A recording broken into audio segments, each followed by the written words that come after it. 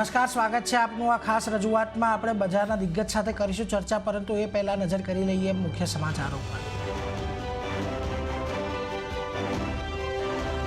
Record high બનાવી બજારમાં આવ્યો ઘટાડો. નિફ્ટી ઉચ્ચતમ સ્તરેથી 100 પોઈન્ટ નીચે. બેંક નિફ્ટીમાં પણ 400 પોઈન્ટથી વધુનો ઘટાડો. મિડ કેપ ઇન્ડેક્સ રેકોર્ડ હાઈથી નીચે.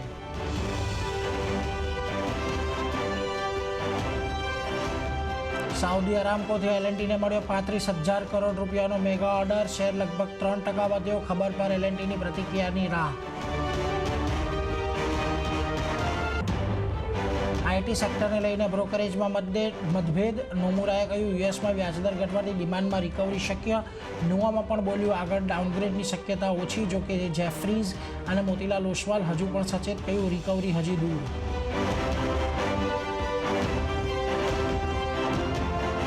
ડિસ્કાઉન્ટ બ્રોકિંગ પર સેબીના કડક એક્શન બાદ બ્રોકરેજ કંપનીઓમાં ઘટાડો. એન્જલ 10% ઘટ્યો. મોતીલાલ ઓસવાલ 5 પૈસામાં પણ 3%ની નરમાશ. સ્ટોક એક્સચેન્જમાં ટર્નઓવરના આધાર પર ડિસ્કાઉન્ટ ન આપવાનો સેબીએ આપ્યો આદેશ. કેમિકલ સેક્ટરમાં તેજી. દીપક નાઇટ્રાઇટ ફાઇન ઓર્ગેનિક 52 સપ્તાહની ઊંચી સપાટીએ. આ તરફ સિટી ડિસ્ટ્રીબ્યુશન ગેસ સેગમેન્ટમાં પણ તેજી. એમજીએલ આઈજીએલ ગુજરાત ગેસમાં 52 સપ્તાહની ઊંચાઈ પર. તો એલએનટીથી 1250 કરોડનો ઓર્ડર મળવાથી ડીસીએક્સ 52 સપ્તાહની ઊંચાઈએ. શેર લગભગ 15% જેટલો ઉપર ભાગ્યો.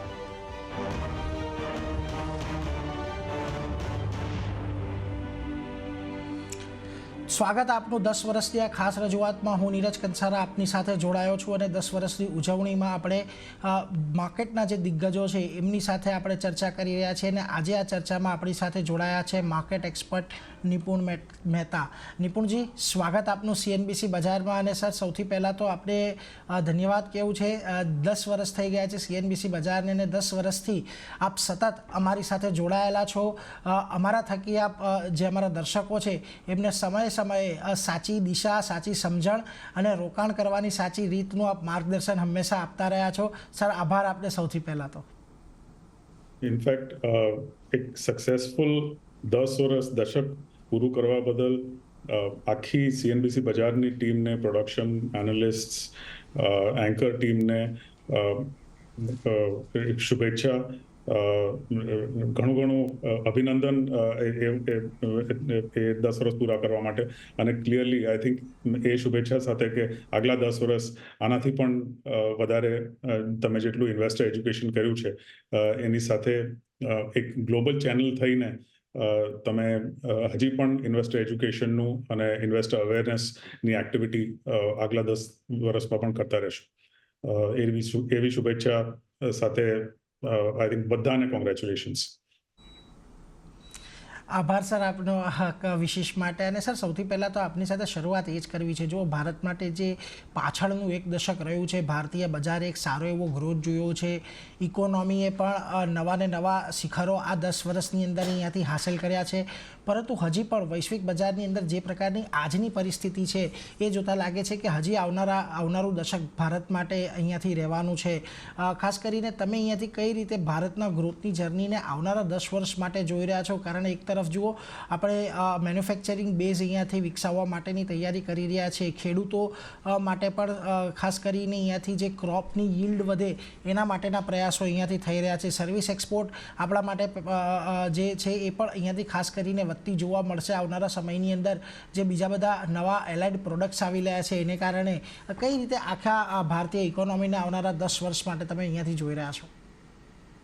સો નીરજ, આઈ થિંક ભારતીય ઇકોનોમી પાછલા 10 વર્ષમાં જેટલી સ્પીડથી, જેટલી પેસથી વધી છે, જીડીપી ગ્રોથ થયો છે અને ઓલરાઉન્ડ ઇમ્પ્રુવમેન્ટ થયું છે. આપણે જે એક એસેન્શિયલી એગ્રેરિયન ઇકોનોમી, એગ્રીકલ્ચર ઇકોનોમી હતા એમાંથી જે ડિરેક્ટલી સર્વિસ ઇકોનોમી કે સર્વિસ એક્સપોર્ટ્સ ઇકોનોમી થઈ ગઈ. એને કારણે મેન્યુફેક્ચરિંગનું એક કોન્ટ્રીબ્યુશન ઓવરઓલ જીડીપીમાં જેટલું હોવું જોઈતું હતું એટલું ડેફિનેટલી નહોતું. આઈ થિંક પાછલા 10 વર્ષમાં આપણે ગવર્મેન્ટ રિફોર્મ્સના કારણે ઘણા ઘણું વધારે મેન્યુફેક્ચરિંગ એક્ટિવિટી જોયું છે અને ખાસ કરીને આગલા 10 વર્ષ જોઈએ તો જેટલી મેન્યુફેક્ચરિંગ એક્ટિવિટી વધી શકે એમ છે ગવર્મેન્ટ રિફોર્મ્સના કારણે કે પીએલઆઈ ના રિફોર્મ્સના કારણે જોઈએ કે ડિજિટાઇઝેશનના કારણે જોઈએ overall contribution of Indian exports જે છે એને કારણે કે પછી એફડીઆઈ ફ્લો જે ઇન્ડિયામાં થઈ રહ્યો છે અને જેટલું નિવેશ એફડીઆઈમાં થઈ રહ્યું છે મેન્યુફેક્ચરિંગ માટે એ બધા કારણે લીધે ક્લિયરલી એક ઓબ્વિયસ લાગે છે કે આગલા 10 વર્ષ જે પાછલા 10 વર્ષ હતા એ શરૂઆત હતી આગલા 10 વર્ષ overall GDP growth through manufacturing service exports અને ખાસ કરીને જે એગ્રીકલ્ચર પર અત્યારે જે ફોકસ ધીરે ધીરે વધી રહ્યું છે એને કારણે એક કન્સિસ્ટન્ટ જીડીપી ગ્રોથ રહેશે અને ક્લિયરલી ભારતનો ઓવરઓલ ગ્લોબલ જીડીપીમાં શેર ડેફિનેટલી વધતો જશે. એટલે જો ખાસ કરીને ગ્લોબલ જીડીપીની અંદર ભારતનો શેર આપણને વધતો જોવા મળશે આવનારા વર્ષોની અંદર, એટલે એ વાત તો અહીંયાથી આપણે સર્વવિદિત છે.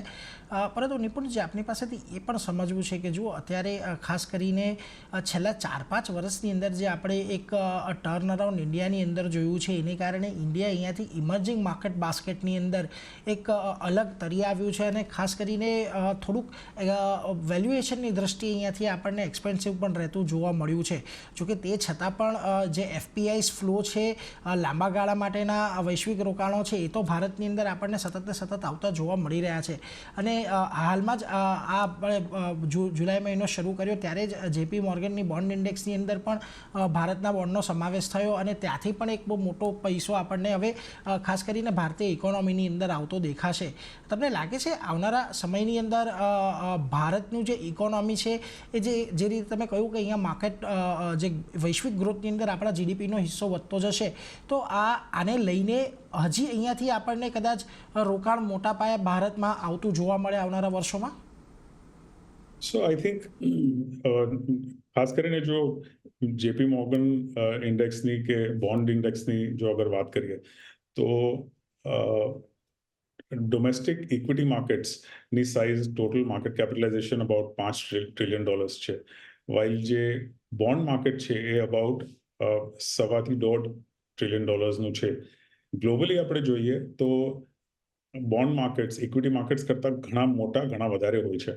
એટલે જો આપણે વૈશ્વિક ઇન્ફ્લોઝ આપણે ઇન્ડિયન બોન્ડ માર્કેટ્સમાં આવતા જોઈશું તો એ બોન્ડ માર્કેટ એટલું મોટું થઈ શકે છે, એટલું વધી શકે છે કે એને કારણે એન્ટાયર કોર્પોરેટ સેક્ટરને બોરોઈંગમાં કે પછી ગ્લોબલ પેપર ઇશ્યુઅન્સીસ માટે ઘણો સપોર્ટ મળી શકે છે અને એને કારણે ક્લિયરલી એક જીડીપી ગ્રોથ, જે મેન્યુફેક્ચરિંગ એક્ટિવિટી વધી શકે એ જ રીતે એનાથી જીડીપી ગ્રોથનું કોન્ટ્રીબ્યુશન વધી શકે છે.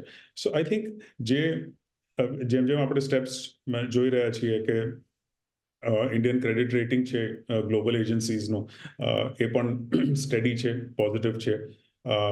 આગલા 1 થી 2 વર્ષમાં અમારા હિસાબે ક્રેડિટ રેટિંગ પણ ફર્ધર ઇમ્પ્રૂવ થશે, અપગ્રેડ કદાચ થઈ શકે છે. જે રીતે આપણે બોન્ડ માર્કેટ્સમાં ઇન્ફ્લોઝ જોઈ રહ્યા છીએ, જે રીતે આગળ જઈને જોઈશું બોન્ડ માર્કેટ્સમાં, એ જ રીતે ઇક્વિટી માર્કેટ્સમાં જ્યારે એક ગ્લોબલી આપણે કોવિડ પછી જોઈએ તો પાછલા 3 થી 4 વર્ષમાં એક ઇન્ડિયન જીડીપી ગ્રોથ એક સ્ટેન્ડ આઉટ કરી રહ્યું છે. આઈ થિંક જ્યારે ગ્લોબલ જીડીપી સ્લોડાઉન થઈ ગયેલો, ઘણા બધા દેશોમાં રિસેશન અને સ્લોડાઉનની વાત હતી, ત્યારે ઇન્ડિયન જીડીપીમાં, ઇન્ડિયન ઇકોનોમીમાં એક કોન્સ્ટન્ટ આપણે રાઇઝ જોયેલું હતું. એ કોન્ટ્રીબ્યુશનને લીધે જ્યારે ફોરેન ઇન્ફ્લોઝ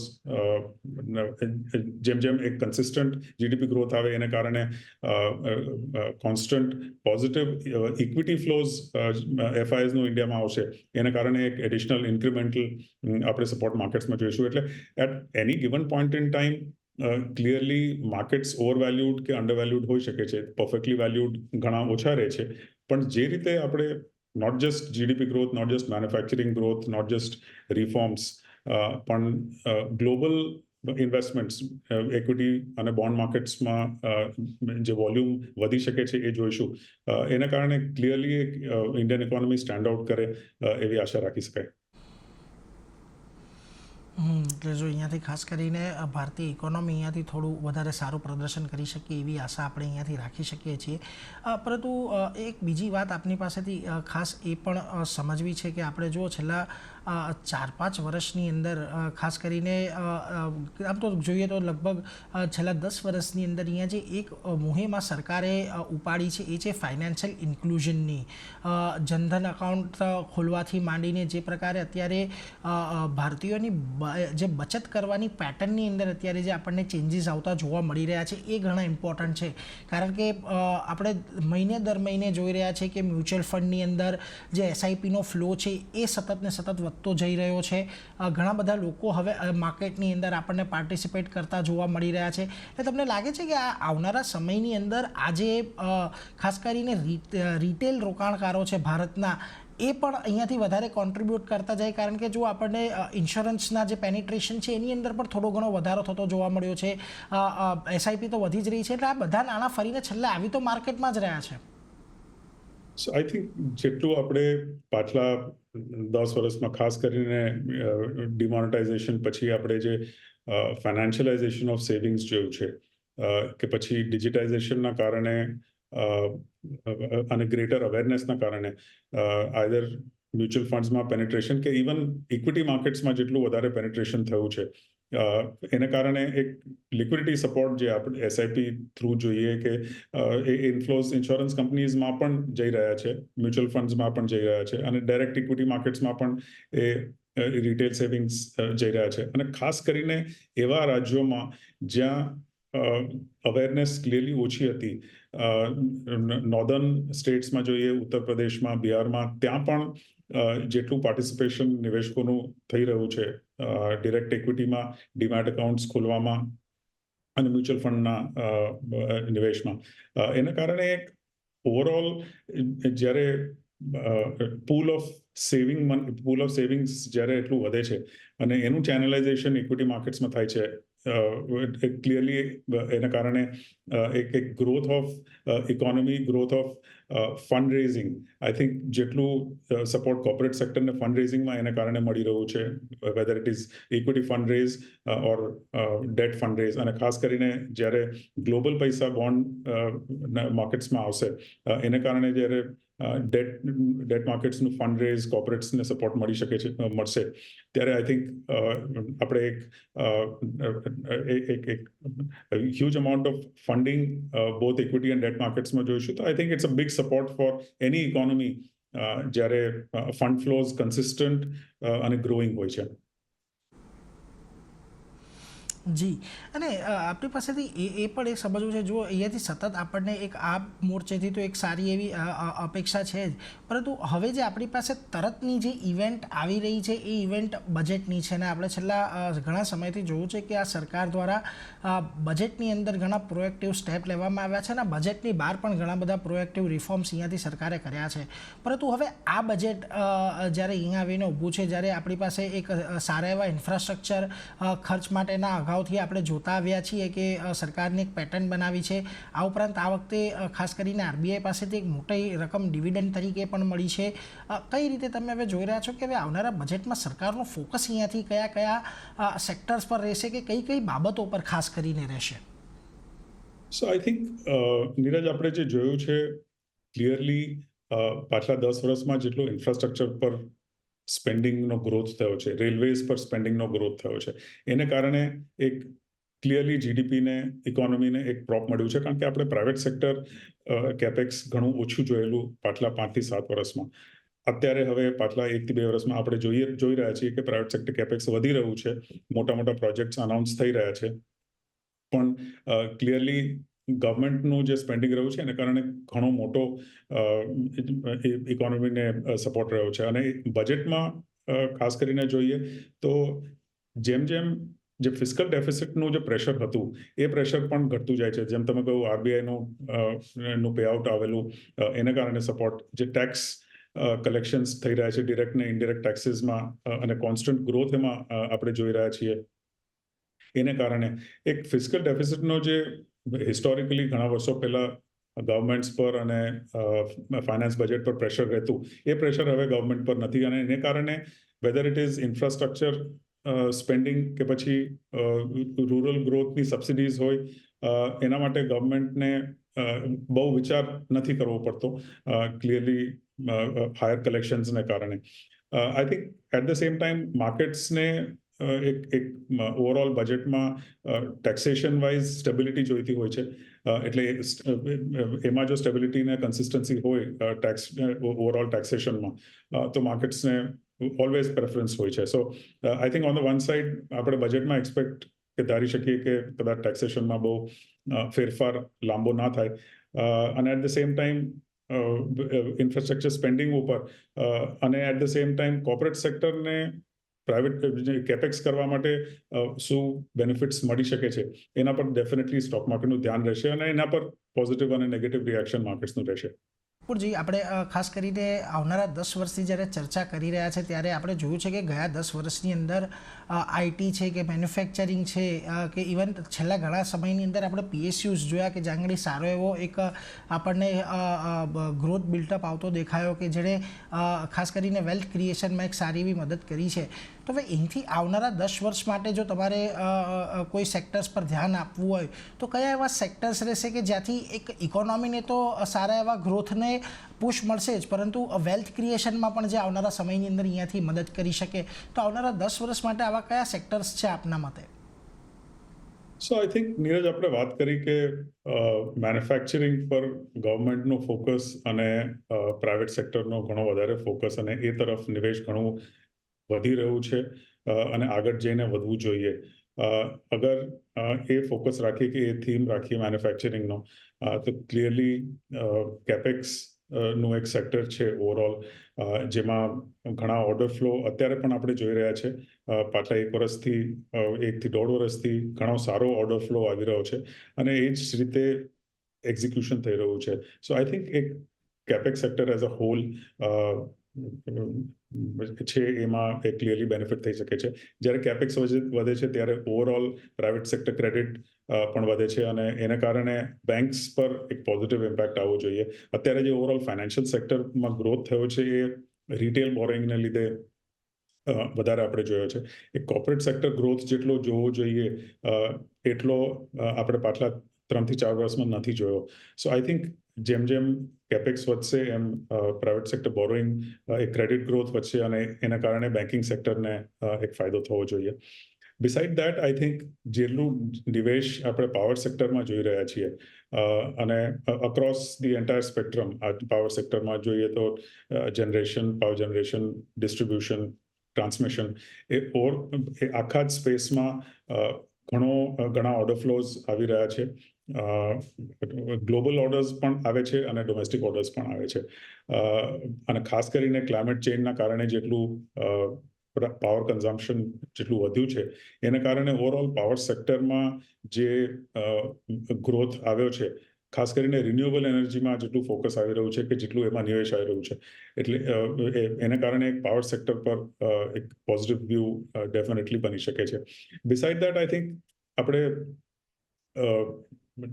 ડિફેન્સમાં સારો એવો ગ્રોથ જોયો છે પણ જે રીતે ડિફેન્સમાં એક્સપોર્ટ ઓર્ડર્સ નો ફ્લો આવી રહ્યો છે એને કારણે જે સિલેક્ટ કંપનીઝ છે ડિફેન્સ સેક્ટરમાં આઈ થિંક એને સારો ફાયદો મળવો જોઈએ. ઓર્ડર ફ્લો અને વિઝિબિલિટી આગલા 5 થી 7 વર્ષ માટે કે કદાચ લોંગર ટર્મ માટે બી હજી વિઝિબિલિટી રહી શકે છે અને એ લોકોના માર્જિન્સ એક ક્લિયરલી સસ્ટેનેબલ માર્જિન્સ હોય છે. સો આઈ થિંક એ એક સેક્ટર છે એક ડિફેન્સ સેક્ટર એક પોઝિટિવ ગણી શકાય છે. બિસાઇડ દેટ એક પીએસયુઝની તમે વાત કરી, આઈ થિંક પીએસયુઝમાં સારું એવું પરફોર્મન્સ ટર્ન અરાઉન્ડ આપણે જોયું છે. હિસ્ટોરિકલી પ્રોફિટેબિલિટી બહુ સારી નહોતી રહેતી, ગ્રોથ પણ સારો નહોતો રહેતો, એ લોકોનું કેપેક્સ પણ ઘણું લિમિટેડ રહેતું હતું, એક્સેપ્ટ મે બી તમે કોઈ સિલેક્ટ ઓઇલ કંપનીઝ ગણો તો બરાબર છે, પણ અધરવાઇઝ બીજી બધી પીએસયુઝમાં એટલું કેપેક્સ પણ નહોતું, કેપેસિટી એક્સપેન્શન પણ નહોતું થતું. પણ પાછલા થોડા વર્ષોમાં આપણે જે જોયું છે કે એ લોકોને નોટ જસ્ટ કેપેસિટી એક્સપેન્શન પણ પ્રોફિટેબિલિટી પણ ઘણી સુધરી છે. At the same time both domestic અને એક્સપોર્ટ માર્કેટ્સને ડિપેન્ડિંગ ઓન કયા સેક્ટરની વાત કરીએ છીએ, એક્સપોર્ટ અને ડોમેસ્ટિક માર્કેટને કેટર જે રીતે થઈ રહ્યું છે, આઈ થિંક પીએસયુઝમાં પણ સિલેક્ટિવલી એક સારો એવો ગ્રોથ આવી શકે છે. સો આઈ થિંક આ બધા સેક્ટર્સ પર આગલા 10 વર્ષ માટે ધ્યાન આપીએ તો એક સસ્ટેન્ડ ગ્રોથ અને સસ્ટેન્ડ પ્રોફિટેબિલિટી દેખાઈ રહી છે. એટલે જુઓ પીએસયુની અંદર એક સારી પ્રોફિટેબિલિટી છે. ડિફેન્સ સેક્ટરના માર્જિન અહીંયાથી આવનારા સમયમાં સુધરી શકે છે. એટલે આ બધા સેક્ટર છે જેના પર આપણે ખાસ આવનારા સમય માટે નજર રાખવાની છે. એની સાથે જ નિપુણજી આપની રજા લેવાનો સમય થયો છે. સર આભાર. આજના ખાસ આ ઓકેશન પર તમે અમારી સાથે જોડાયા અને આ તમામ મુદ્દે અમારી સાથે ચર્ચા કરી એના માટે અને આશા રાખીએ કે આવનારા સમયમાં પણ તમે આવી જ રીતે રોકાણકારોના માર્ગદર્શન માટે અમારી સાથે જોડાતા રહો સર. Thank you. તો એ સાથે જ આ ખાસ રજૂઆતમાં બસ આટલું જ, પરંતુ વધુ અપડેટ માટે આપ જોતા રહો CNBC બજાર. નમસ્કાર.